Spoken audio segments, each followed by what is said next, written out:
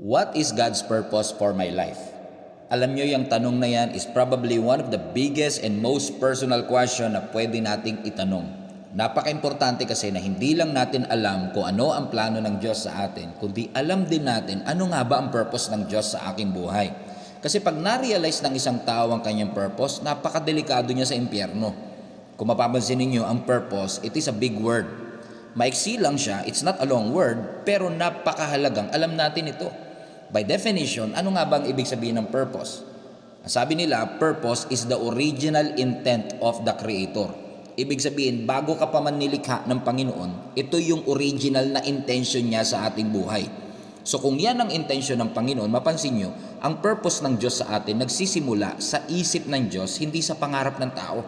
Ibig sabihin, bago ka pa ipinanganak, may blueprint na ang Panginoon sa iyong buhay. So, ibig sabihin, ang purpose natin is not born out of our invention, kundi out of His intention. Madalas akong tanungin, Pastor, bakit ba importanteng alam ng tao ang kanyang purpose? At ang lagi ko lang sinasagot, importanteng alam ng tao ang kanyang purpose para alam niya kung ano ang hindi niya purpose. Ang building kasi, hindi yan na itatayo by accident. Bawat kwarto, bawat hallway, bawat elevator, bawat bintana, intentional. Nagsimula sa isang drawing, nagsimula sa isang vision, na yung vision, it became a reality. Ganyan din ang Panginoon sa atin. Bago pa tayo ipinanganak, may layunin na po siya sa bawat isa. And God created us with a purpose, for a purpose. Katulad ng chair, it was meant para upuan. Ang bundok pwede mong akyatin. Ganon din tayo. Binigyan tayo ng Lord ng passion, ng gifts, ng resources, at kung mapapansin ninyo lahat ng gift mo, ng passion mo, resources mo, it should point you to the Creator. Huwag nating imi-misuse yun. Kasi for example, ang kutsilyo, pwede mong gamiting tornilyo, pero hindi siya nilikha para doon. Ang cellphone that was meant for us na gamitin for communication, pwede mong gamitin na paperweight o pampabigat lang para hindi lumipad yung papel. Pero hindi siya nilikha para doon. Katulad din ng buto, for example. Yang buto, it was meant para itanim mo, ilagay sa ilalim ng lupa, para tumubo, para magbunga. Pero pwede mong ilagay ang buto sa garapon. Tignan mo, titigan mo, hangaan mo, pero hindi siya tutubo kung ilalagay mo siya sa garapon. You can admire it, pero hindi siya intended para sa garapon. So kung mapapansin ninyo, ang misuse madalas nangyayari kapag hindi natin alam ang purpose ng Panginoon sa atin. So ang mga tao na may misuse niya yung giftings, yung oras niya, yung pera niya, yung regalong ipinagkaloob ng Panginoon sa kanya, yung relationship na meron siya sa kanyang buhay at maging ang kanyang sariling buhay kasi hindi niya alam kung ano ang kanyang purpose. Ang sabi ng Bible, sa Proverbs chapter 19 verse 21, there are many plans in man's heart, but it is the Lord's purpose that will prevail. Alam nyo, yung verse na yan is a gold mine of wisdom. Kung mapapansin nyo, may dalawang importanteng salita, plans and purpose. Hindi kasi porket plinano ko, purpose ng Panginoon. Kung mapapansin nyo ang difference, ang plano madalas tayo nagsimula, tayo nag-isip. Pero ang purpose, Diyos ang nag-isip, Diyos ang may intensyon. Sa plano, temporary, pero ang purpose, eternal. Pero kailangan mong ma-realize na mas importante ang purpose kaysa sa plano. Mas powerful ang purpose kaysa sa plano at mas may impact ang purpose kaysa sa plano. Hindi naman masamang mangarap, hindi masama na magkaroon tayo ng mga plano sa buhay. I advocate for you to plan. Pero minsan nababagabag tayo sa mga plano natin na hindi klaro sa atin ano nga ba ang purpose ng Panginoon. For example, nababagabag tayo, anong kurso ang kukunin ko? Anong karir ang aking tatakbuhin? But the bigger question should be, ano nga ba ang purpose ng Panginoon sa aking buhay? Yun nga lang minsan, yung purpose ba tinitignan natin siya na final destination? Gusto kong gawin ang purpose ng Diyos sa aking buhay. Na minsan, napaparalyze tayo with this, what I call analysis paralysis. Kasi teka, gusto kong gawin ang pinapagawa ng Lord, gusto kong gawin ang purpose ng Panginoon sa aking buhay, pero ano nga ba ang aking purpose? Na minsan hindi na natin ito magawa, trying to figure out, ano nga ba? Pero what if ang purpose ng Panginoon is more than just a destination? Na ang purpose hindi instant, kundi progressive. That what if God is showing your purpose one piece at a time? Mapapansin nyo sa Bible, di ba? Bihirang-bihira ang Diyos magbigay ng buong picture all at once. So what if ang purpose mo parang puzzle? That each piece of that puzzle, pag tinignan mo, confusing, pag tinignan mo parang meaningless, but when you connect it to each other, nakikita mo yung kabuuan ng picture, yung kabuuan. Because katulad ng Diyos, He sees the whole picture and we don't. Ang nakikita lang natin yung bawat season, yung bawat accomplishment, yung bawat failure. So nakikita natin ang purpose ng Panginoon sa atin progressively as we walk with Him. Although sa isip ng Diyos, kompleto na siya. Sa isip ng Diyos, tapos na siya. Pero sa atin, we just see the present. So ibig sabihin, bawat season, pwedeng may role sa buhay natin. Yung season ng pagbagsak, yung season ng pagkalugi, yung season ng tagumpay, lahat yun ay may role sa ating buhay. And God is bringing you one piece at a time, one season at a time, dun sa purpose ng Panginoon sa ating buhay. Siguro masyado lang tayong obsessed na ano nga ba ang entire plan ng Panginoon sa aking buhay, instead of asking, Lord, what is the next step para magawa ko ang pinapagawa mo? And alam nyo, unfortunately, marami pong mga bagay na pumapatay sa mga purpose ng Panginoon sa ating buhay. I call it the purpose killer. And let me show you 3 things na maaaring maging rason kung bakit hindi natin malakaran ang purpose ng Panginoon sa ating buhay. Number 1, priority could be a purpose killer. Bakit po? Kasi napakahalaga ng sequence ng priority natin sa ating buhay. The order and the sequence of your priority matters. Kung paano ang sequence ng pagbobotones sa isang polo ay importante. Pag nagkamali ka sa unang botones, ay mahirap na siyang i-correct. Ganon din po sa ating buhay. Napakahalaga ng tamang sequence. Napakahalaga ng tamang order. Ulitin ko, hindi masamang mangarap, pero dapat ang purpose natin ang nag-shape ng ating priority. Minsan kasi, we are so caught up with our business, we're so caught up with our dreams and ambition na nakalimutan natin ano nga ba ang purpose ng ating buhay. The first must be the beginning. Ano nga ba ang pinakaunang dapat i-prioritize muna natin para malakaran natin ang pinapagawa ng Panginoon? At kapag mali ang priority, talagang hindi natin malalakaran ang purpose ng Panginoon sa ating buhay. Napansin nyo, lahat ng journey nagsisimula sa unang hakbang.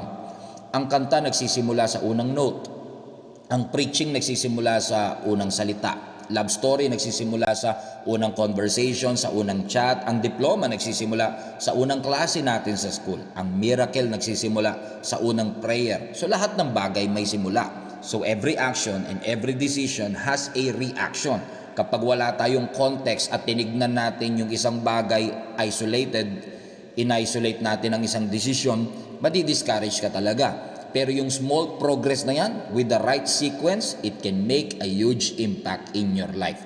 Minsan lang, kapag walang instant result, madi-discourage ka talaga. But I want to encourage you, prioritize the right thing in your life. Start fixing your priority. Tignan nyo ang creation ng Panginoon. Di ba ang creation, nilikha muna ni Lord lahat ng kailangan ng tao. Tsaka niya nilikha ang tao.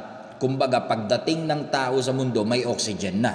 What if ang Diyos hindi marunong mag-prioritize? Inuna niya muna yung tao bago oxygen. O di ba? E di namatay tayo. Hindi nakapag-populate ang tao. Sabi nga ng Bible sa Matthew chapter 6 verse 33, seek first the kingdom of God and His righteousness, and all these things shall be added unto you.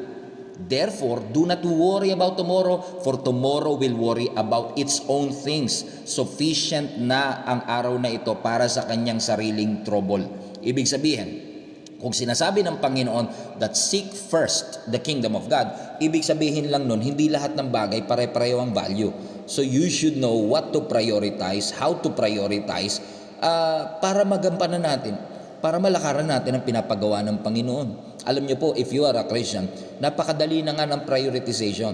Bakit madali sa Christian? Kasi yung una sa listahan, klaro na non-negotiable na. Sabi ni Lord, unahin natin ang Creator. So ibig sabihin, if you want to walk in God's purpose, dapat hindi priority ang maging hadlang para malakaran natin niyo. Start fixing your priority. Kasi yung mga decision mo, maliit man yan sa iyong pananaw. Yung decision mong magbigay, decision mong umattend, decision mong mag-pray, decision mong magbasa ng Bible, connected lahat yan sa purpose mo. Pangalawang purpose killer, number 1, priority, number 2, potential. Bakit ang potential posibleng maging hadlang sa ating purpose? For example, si Abraham, tinatawag ho siyang father of many nations. Pero alam natin na si Abraham, although tinawag na father of many nations, yan yung purpose ng Panginoon sa kanya, unfortunately, he did not have the ability to have a child. Wala siyang potensyal, pero meron siyang purpose. Bakit? Kasi ang purpose ng Panginoon sa ating buhay is usually bigger than what we can do. Na yung purpose ng Panginoon sa iyong buhay is so big that it cannot be fulfilled without God. Kailangan mo talaga ang Panginoon kahit feeling mo, kaya mo. Sabi nga ng Proverbs chapter 3 verse 5 to 6, di ba? Trust the Lord with all your heart and lean not on your own understanding. In all your ways, acknowledge the Lord and He will make your paths straight. Ibig sabihin, although may potential tayo at bigay ng Lord ang ating mga potential, hindi po yan magiging kompleto kung walang guidance ng Diyos. Kahit meron tayong giftings or ability or capability, hindi natin tinatanong lang, what can I do? Siguro magandang tanungin din, what should I do? Kasi yung what can you do speaks about your potential, but what you should do speaks about your purpose. So posibleng ginagawa ko yung kaya kong gawin, pero ang tanong, tama nga ba at ito ba talaga ang pinapagawa ng Panginoon? And unfortunately, what you can do or your potential could hinder you to walk in the calling of God in your life. Sabi ng Philippians chapter 4 verse 13, Pastor, di ba? I can do all things through Christ who strengthens me. Di ba? Ang sabi ng mundo, seize the moment, seize the opportunity. Totoo, seize the moment, seize the opportunity. And you can do all things through Him who strengthens you. Pero, di ba binigyan tayo ng ability ng Diyos that we can do it through Christ? Kasi nais ng Panginoon na gawin natin yung pinapagawa ng Diyos sa ating buhay. Yes, because you can, na-reach mo nga ang potential mo, pero posibleng na-miss mo ang iyong purpose. Pangatlong purpose killer, pain. Number 1, priority. Number 2, potential. Pain could be a purpose killer. Now, we have to understand one thing. The bigger your purpose, the harder our life gets. Mas mahirap ang buhay, madalas mas malaki ang purpose na pinapagawa ng Lord sa iyo. The greater the anointing, the greater the problem. And napansin niyo ho ba that there is a relationship between your pain and your purpose. Pag tayo po ay lumalakad sa purpose natin, masasaktan tayo, pero lahat din naman ng sakit natin ay may purpose ang Panginoon. God will never waste your pain. In fact, most of the time, our purpose is hidden on our pain. At hanggat pinangahawakan mo yung sakit na yan, that painful experience will remain faithful unless you see the purpose of God behind it. There is a purpose for your pain. There is a purpose for that loss. There is a purpose for that brokenness. May purpose ang Panginoon sa lahat ng sakit na ating pinagdadaanan. So, posibleng yung priority, yung potential, at yung pain ay gamitin ng kaaway para tayo ay hindi makalakad sa pinapagawa ng Panginoon sa ating buhay. Katulad ni Joseph, di ba? He was hated. They tried to kill him. He was sold to slavery, accused, framed up of rape, dinitain, kinulong, kinalimutan. But what if all of these experiences are actually pieces na ginagamit ng Panginoon para dalhin siya sa purpose ng kanyang buhay? And that's exactly what happened to him, di ba? Na ang Diyos minsan hindi lang tayo tinuturuan na maging resilient kapag may mga pagsubok. But tinuturo ng Panginoon sa atin na tignan ang lahat ng experiences na ito hanggang ma-discover natin ang purpose ng Panginoon sa ating buhay. What if namimiss mo ang purpose ng Panginoon sa iyong buhay kasi iniiwasan mo ang sakit, ang responsibility, iniiwasan mo ang growth at ang training? Ulitin ko, si Joseph binenta, si Joseph binitray, si Joseph sinaktan. Pero now, ano sabi ng scripture? Sa Genesis chapter 50, siya na ang vice president ng Egypt. He hold the power to destroy or save his brothers. At ang kanyang mga kapatid takot sa kanya. Pero siya mismo ang nagsabi, alam kong tinangka niyong patayin ako. Pero ang sabi ni Joseph, but God intended it all. Yung pain, yung betrayal, yung slavery, all of this, ginamit ng Panginoon. He brought me in this position that I could save the lives of so many people. So makikita ninyo that God's purpose doesn't cancel human evil, but His purpose can redeem it, shape it into a story far greater than you can imagine.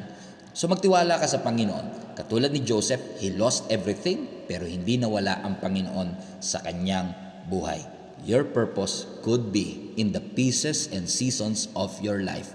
Trust God. He will never leave you. He will never forsake you.